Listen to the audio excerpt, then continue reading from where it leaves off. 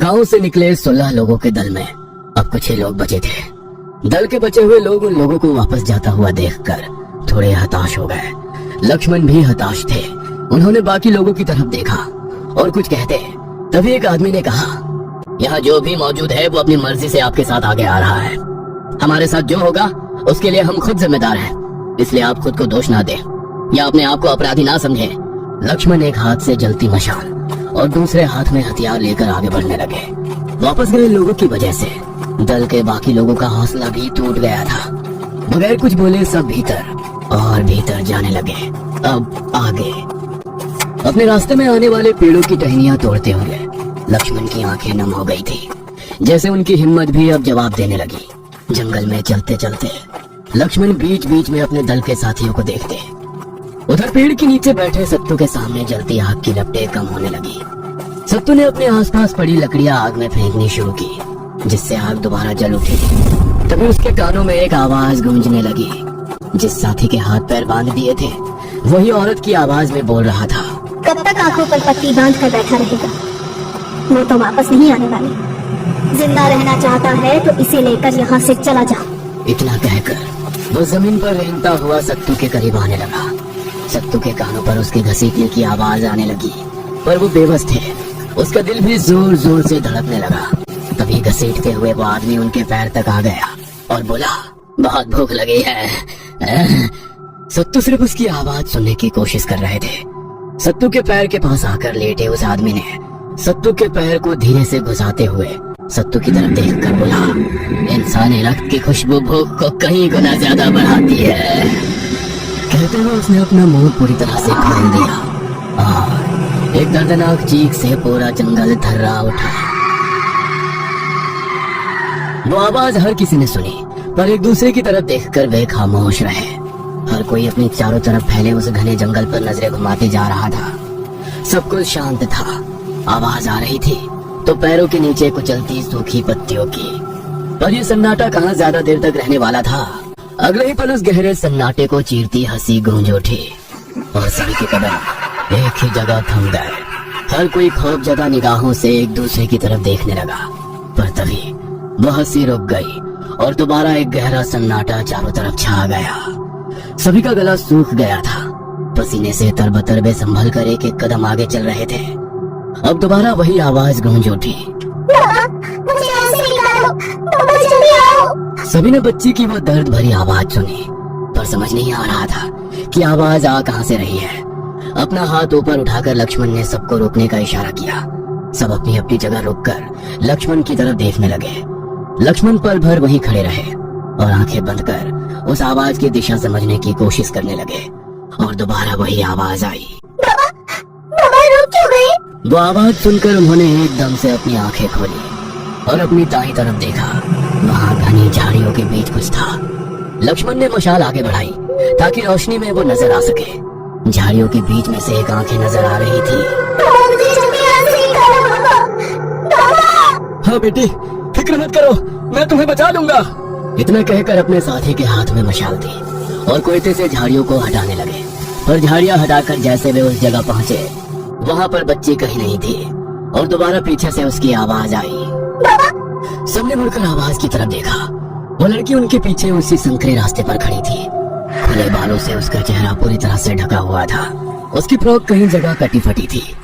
सभी लोग सहमी निगाहों से उसको देखने लगे, पर वो दाईं तरफ मुड़ी और चलते हुए जंगल के भीतर कहीं गुम हो गई। दल के एक सदस्य ने कहा, उसे अपनी आंखों से ओझल मत होने देना। और सभी ने अपने हथियार निकाले और उसे ढूंढते उसके पीछे जाने लगे। अब सभी ने मशालें जलाई थी, जिसकी वजह से उस जगह काफी रोशनी फैल गई। सभी उस बच्ची को तलाशने लगे। तभी कोई एक बड़े से पेड़ के पास नजर आया। एक साथी ने आवाज लगाई, अरे वो यहाँ है। सब उसी तरफ जाने लगे। हर कोई पसीने से तरबतर हो गया था। डर खौफ के बीच थोड़ी सी उम्मीद सभी के चेहरे पर साफ नजर आ रही थी। उन घनी झाड़ियों में उस लड़की को तलाशने लगे। तभी एक साथी ने देखा कि सामने के बड़े से पेड़ के पीछे से वो झांक रही है। उसने सभी को बिना आवाज किए चलने का इशारा किया। दबे कदमों से वो सब उस पेड़ के पास पहुंचे और मशाल की रोशनी में देखने लगे। सामने का नजारा देख सबकी रूह तक कांप गई। एक ही पल में शरीर से सारी ताकत जैसे किसी ने खरोच कर निकाल ली थी। वो डरावना मंजर देख अब शायद ही कोई होगा जो आगे जाने की हिम्मत दिखाएगा। वो भयानक नजर देखते हुए लक्ष्मण कहने लगे, ये सब दिखाकर वो शैतान हमें डराने की कोशिश कर रहा है। हमारी हिम्मत तोड़कर हमें वापस जाने के लिए विवश करना चाहता है, पर हमें हिम्मत रखनी होगी। हमारी हिम्मत ही हमें जिंदा रखेगी। पर वहाँ खड़ा हर कोई वो डरावना मंजर देखकर अंदर से हिल गया था, क्योंकि उनके सामने इंसानी कंकालों का बड़ा सा ढेर लगा था। कई इंसानी खोपड़ियाँ जानवरों की हड्डियों के साथ आधे खाए शरीर के अंग बिखरे पड़े थे। लक्ष्मण ने कहा, चलो हमारी मंजिल शायद आ गई है। वो सब अपने आप को संभाल पाते इससे पहले एक अजीब सी आवाज ने सभी का ध्यान खींच लिया। किसी खूंखार जंगली जानवर के गुर्राने की आवाज। अपने हाथ में कसकर पकड़ा कोई था और दूसरे हाथ में जलती मशाल को आगे करते हुए लक्ष्मण चलने लगे। बाकी साथी भी उनके पीछे चल रहे थे। वो गुर्राने की खौफनाक आवाज और साफ सुनाई देने लगी। एक एक कदम चलकर वे एक जगह पहुंच गए। सामने झाड़ियों से घिरा एक बड़ा सा काला पत्थर था, किसी आम इंसान जितना ऊंचा, चौतरफा झाड़ियों से घिरा हुआ। सब उसी दिशा में चलने लगे। तभी एक साथी ने लक्ष्मण के कंधे पर हाथ रखा। लक्ष्मण ने उस आदमी की तरफ देखा तो वो उन्हें कहीं देखने का इशारा कर रहा था। लक्ष्मण ने उसी तरफ देखा और वो सन्न रह गए। उनसे कुछ ही दूरी पर घनी झाड़ियों के पीछे एक बड़े से पेड़ की टहनी पर उनकी बच्ची बैठी अपने दोनों पैर नीचे की ओर हिलाते हुए शैतानी आवाज में मुस्कुरा रही थी। चेहरे पर बिखरे काले घुंघराले बालों के बीच से झांकती वो आंखें हर किसी को घोरे जा रही थी। लक्ष्मण ने अपने हाथ में ली वो मशाल अपने साथी के हाथ में दे दी और हाथ में लिए कुएं से बीच में आने वाली झाड़ियां काटकर उस तरफ जाने के लिए रास्ता बनाने लगे। बरगद की पेड़ की टहनी पर बैठे उस बच्चे की निगाहें लक्ष्मण के ऊपर ही टिकी हुई थी। वे लोग जैसे जैसे आगे बढ़ रहे थे वो अपने पैरों को और जोर से हिलाते हुए खिलखिलाकर हंसने लगी। उसकी वो डरावनी हंसी बिल्कुल शांत पड़े उस इलाके में जैसे गूंजने लगी। सभी का कलेजा कांपने लगा। डर के कारण अब सभी के माथे पर पसीना जमा हो गया। एक दूसरे की तरफ देख हिम्मत बढ़ाते हुए सभी आगे बढ़ने लगे। तभी एक साथी के हाथ में टहनी का कांटा चुभ गया। वह कर्राह उठा और उसकी आवाज आते ही उस लड़की ने अपने पैर हिलाना एकदम से बंद कर दिया। उसी के साथ सभी लोग उसी जगह खड़े हो गए। सभी की नजर उस लड़की खुले बालों की वजह से अभी भी उसका चेहरा नजर नहीं आ रहा था। हिम्मत करके लक्ष्मण ने अपना एक कदम आगे बढ़ाया और उसी के साथ एक खौफनाक आवाज उस लड़की के मुंह से निकली,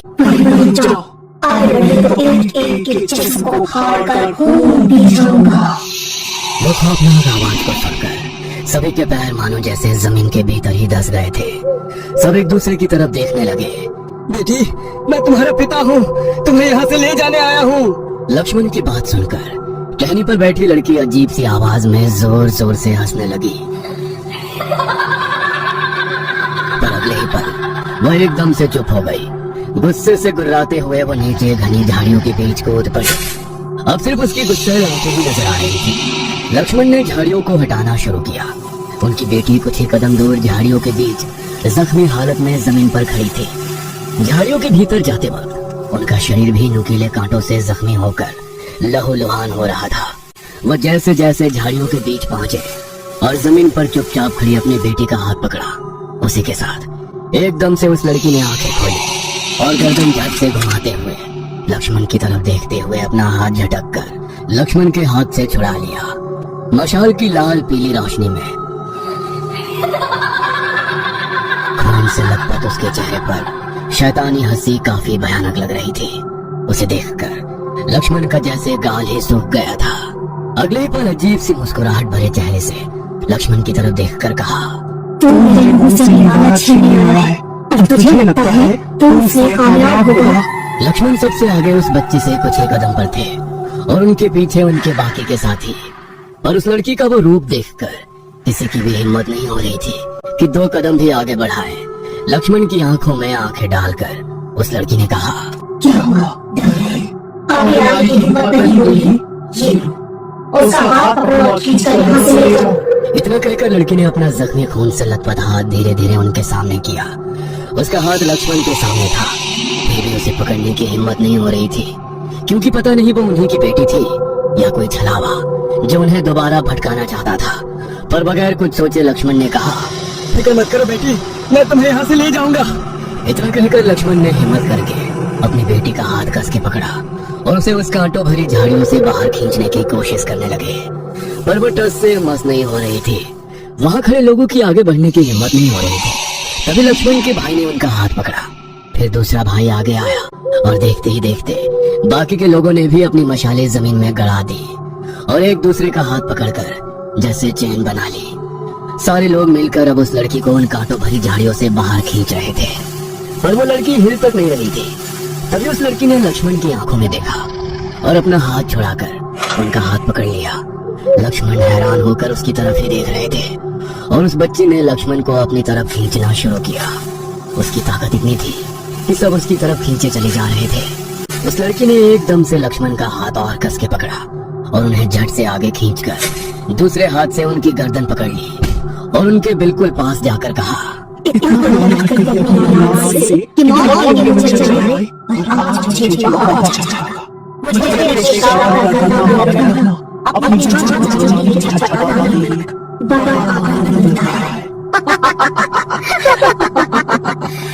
कहकर वो जोर जोर से हंसने लगी। उसके मुंह से खून की बूंदें टपकती देखकर सब दंग रह गए। खूंखार आवाज में वो दोबारा चुनाव बोलने लगी,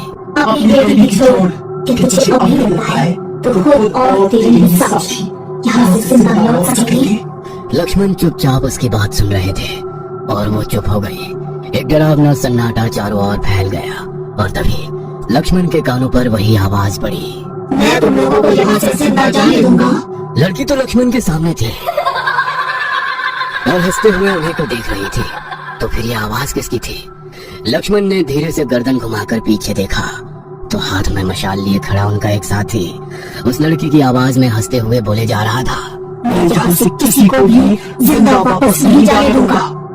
और उसने अपनी कमर पर लगा बड़ा सा कोयता निकाला और अपनी गर्दन पर रखकर घूमने ही वाला था कि इतने में दूसरे साथियों ने उसे पकड़ा और जमीन पर दबोच लिया। वो छटपटा रहा था। वो देख लक्ष्मण भी हिम्मत हारने लगे थे और तभी वो लड़की इतनी जोर से चीख पड़ी जिससे वहां मौजूद हर इंसान के कान के पर्दे फट जाए। सब अपने अपने कानों पर हाथ रखकर जमीन पर बैठ गए। लग रहा था वो शैतान आज इस जंगल के हर जीव को खत्म कर देगा। और फिर एकदम से चुप हो गई। सब कुछ शांत हो गया। जमीन पर बैठे लोगों ने धीरे धीरे अपने कानों के ऊपर से अपने हाथ हटाए और उठकर खड़े हो गए। वो लड़की हर एक की तरफ किसी भूखे जानवर की तरह देख रही थी। उसने लक्ष्मण की तरफ देखकर कहा, तुम्हारी हालत क्या होगी देखना चाहोगे? ये जो मूर्खों की टोली यहाँ तक ले आए हो, इनका क्या हाल होने वाला है देखना चाहोगे? वो कुछ कदम पीछे सरकते हुए उस बड़े से बरगद के पेड़ के पास जाकर खड़ी हो गई और फिर